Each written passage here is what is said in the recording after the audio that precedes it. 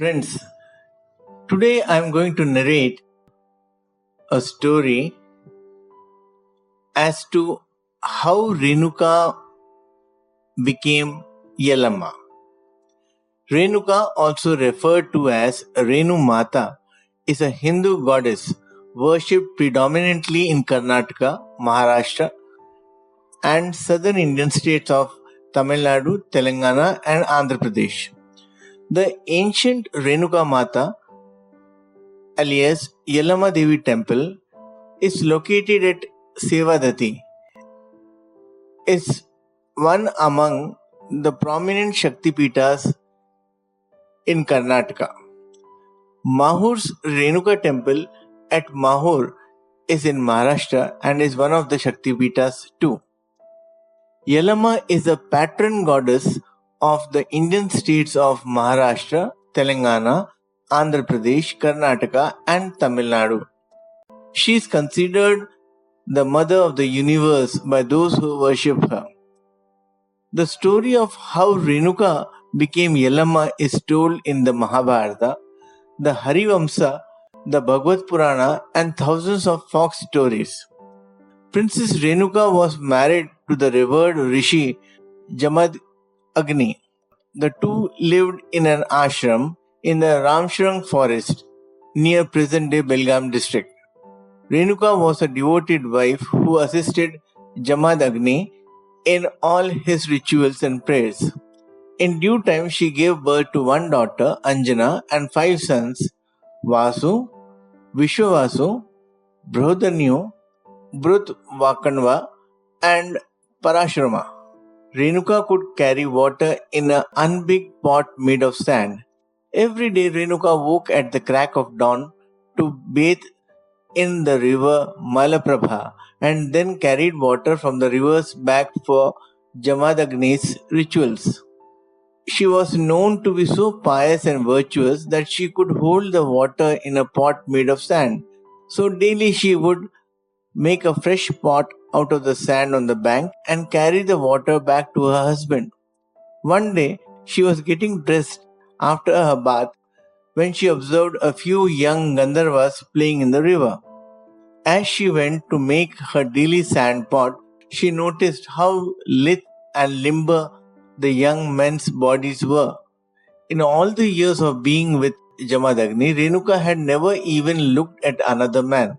However, the moment when she saw the Gandharvas, her mind was filled with desire. Suddenly, the pot that she was creating crumbled.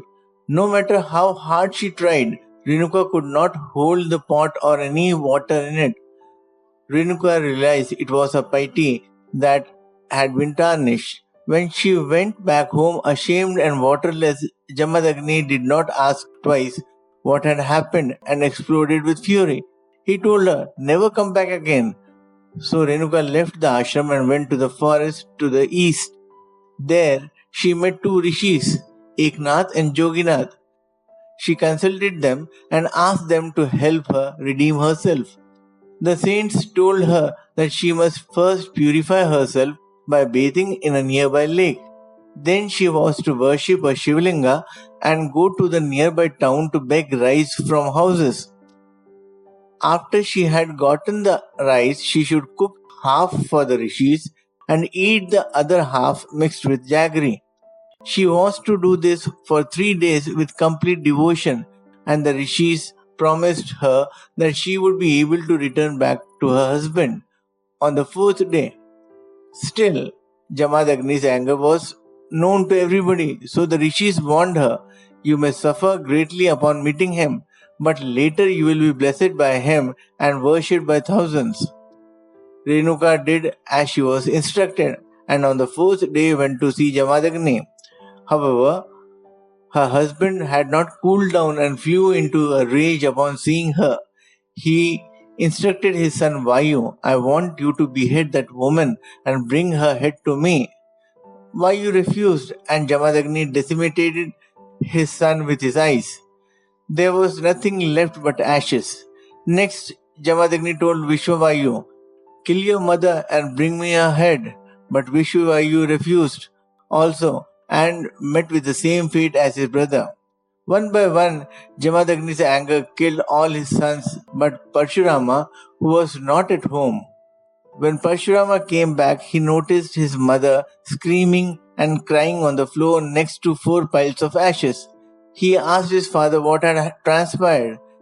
Jamadagni told him with clenched teeth and made the same request of him. Jamadagni asked Parshurama to behead Renuka. Parshurama knew that his father would serve him the same fate if he did not comply, so he looked at his mother with tears in his eyes and then swiftly beheaded Renuka with his axe. Unfortunately, a non-Brahmin woman was passing by when she noticed the raised axe and intervened at a moment so inopportune that her head was also lopped when Renuka was. Jamadagni, pleased with his son's obedience, said, "Ask me for what you want. You have made me proud." Parshurama asked Jamadagni for the life of his mother. "Please bring my mother back," Parshurama said. Jamadagni complied, but accidentally attached the wrong head to the wrong body. Thus, Yellamma was born. The woman with a Brahmin, Renuka's head, but a non-Brahmin's body. The other woman was known as Huligamma.